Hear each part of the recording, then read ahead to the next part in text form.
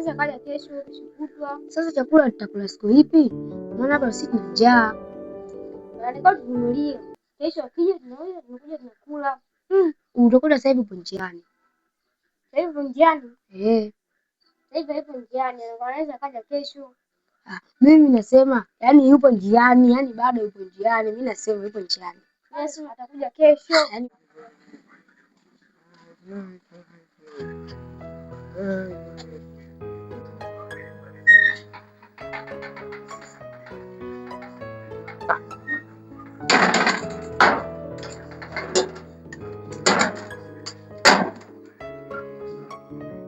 sasa chakula tutakula siku ipi? Maana hapa sisi tuna njaa. Ndio tuvumilie. Kesho akija tunaweza tunakuja tunakula. Sasa karibu. Kama ni njaa. Kwani umekuja nini? Kidogo kijiji. Angalia vizuri. Kwani nini kwani?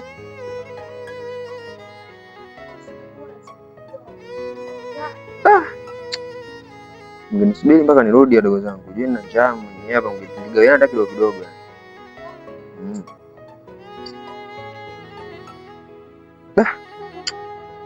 Ni akili hadi kuna kitu kinauma sisi.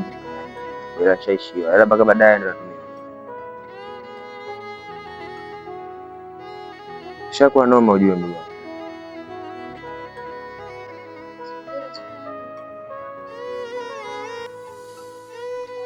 Na mambo vipi? Kwa jina ninaitwa Munguru Comedian. Bwana, kama ulivyoona ni kitu ambacho kinafikia hapo.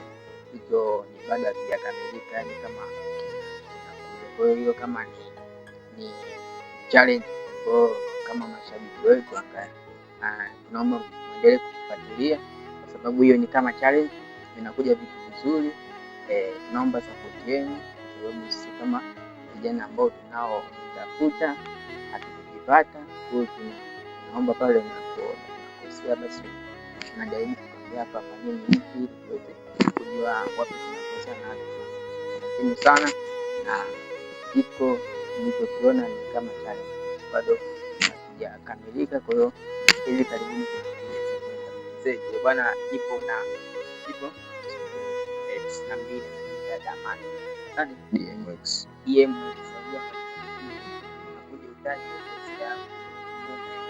kuja kutukanwa majina ya kiutu uzima, na kama unavyoona yenyewe DMX, yani ukifuatilia ni jina langu halisia, ila DMX yenyewe anapenda kuita DMX 92 kitaa.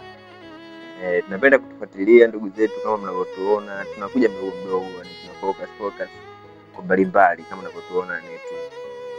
Ndio hivyo yani maisha tuliyopitia haya, tunaamua tu focus kama hivi kabisa nangu. Ulala